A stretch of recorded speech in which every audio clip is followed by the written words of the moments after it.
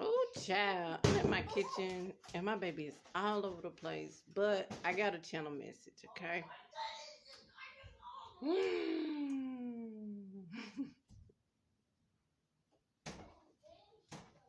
Y'all, I shouldn't even come on here when he in my energy because I can't stop smiling. But listen, real talk. So the other day, I'm sitting up or whatever, and my family called a hit, right?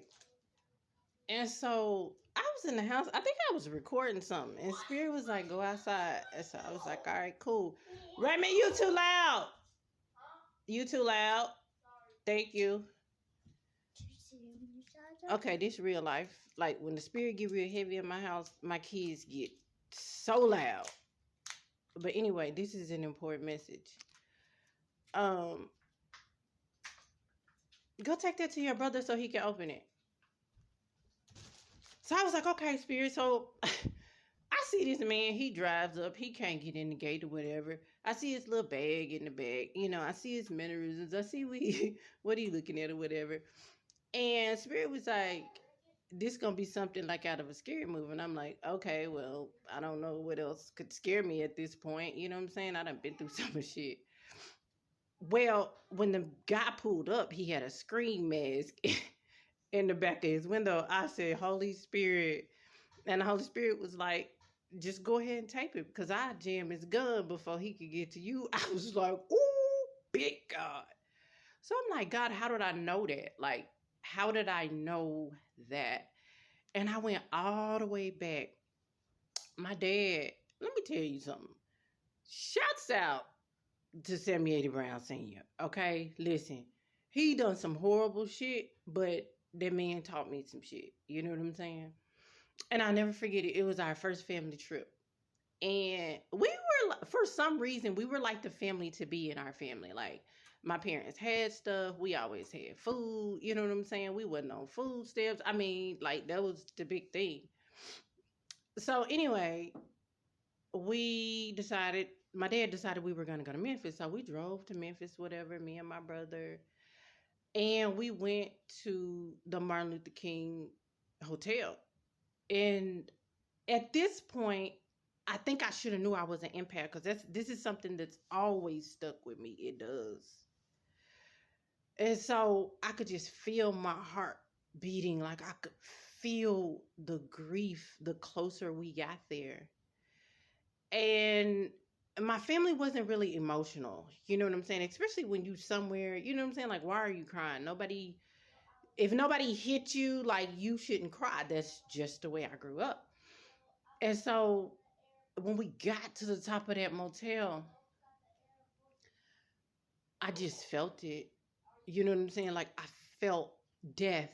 It's almost like I could feel the shock of the world as he got killed. You know what I'm saying? It was weird. Um, but then fast forward to when I started to wake up, I could feel Kobe leaving before he left. And it was weird because it was me, my brother, and my dad. This is the last time we ever talked on the phone, and I would never forget it in my life.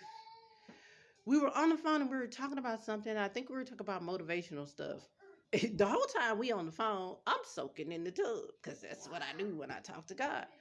So I'm sitting there and I'm soaking in the tub, and we start talking about Kobe Bryant.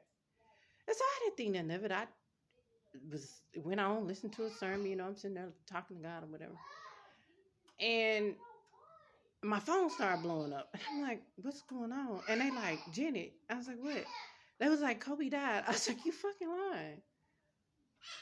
Like, I don't watch the news. I don't have cable TV at this point. But you just telling me Kobe Bryant just died and we was talking about him this morning.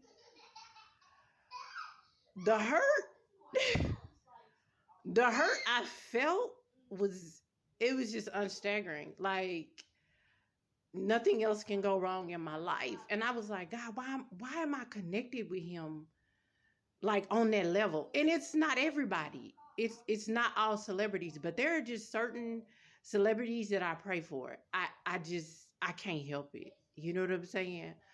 Uh Dwayne Wade and Gabrielle Union. I just I just pray for them.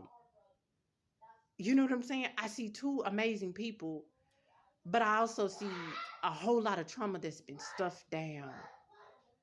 You know what I'm saying? Gabrielle Union is fucking amazing. Are you kidding me?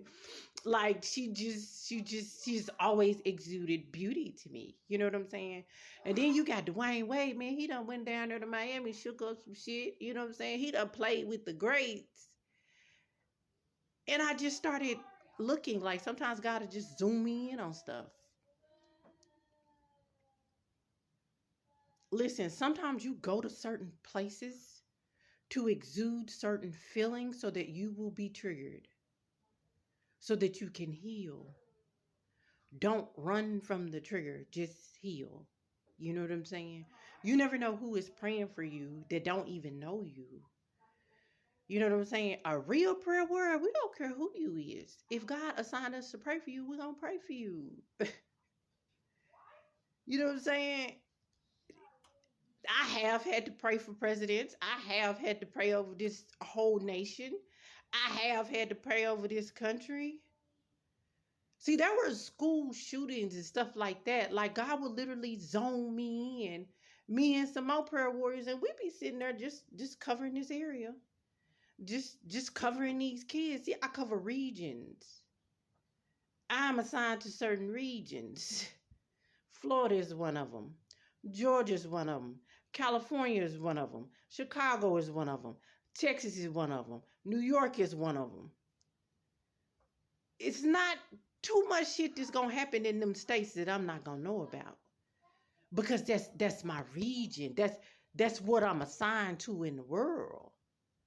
That's why I really don't care about getting clients, because while I'm trying to zone in on this one client, something can be going on in one of these states that I'm gonna miss, and I got to be on my post because I hold power, I hold weight. You understand what I'm saying? I know what's coming. I've seen it. I can feel it right now. Some of y'all can feel it. If you think about how your life is right now, some of us, the real prayer warriors, God is getting you ready ahead of time. See, your life done already blew up. So now you in the rebuilding stage. You finna get into your fruit season. But it's a lot of people that wasn't planting seeds. They didn't know to plant seeds. They just now getting to the point where they like, this why this motherfucker was going over here and doing these ceremonies and this and that. Oh, we thought they was fucking crazy. No. Our souls knew what was coming. And even though we got laughed at, and even though people thought we was crazy, and we quit our jobs and we switched up on stuff and we isolated and we shut down our social medias, that information comes from God. Because if you can't hear in the spirit, you are losing. See, I already know what my price is, and I already know I'm finna be booked and busy. I already know. I know my word, but I also know that I can't put the cart before the horse. See, some of y'all thought y'all could. It was a cheat code. There is no cheat code. What you think is a cheat code means I am ready to do this lesson again, universe. So bring me the same situation and a different person with a different face, because I'm ready to repeat it. It's time out for repeating lessons for a lot of people. And I'm telling you this to awaken, because some of y'all spirit done already showed y'all in y'all dreams how y'all gonna leave if y'all don't change. And you don't even know how to get let loose. You don't even know that you bound. But you finna get loose today, especially if you clicked on this video. Because I got on my mama robe with my cross on my nails. Even my nails are channel messages. I don't even get my nails done without concern with God. It's just that vital. It's just that vital. The energy of Jesus Christ, you see this gold on my nails? That's how I look when it comes to your heart chakra, and it explodes it. And if you allow yourself to release Jesus, what God is finna get ready to do in the earth, I don't know how y'all been doing life up until this point, but it's about to change.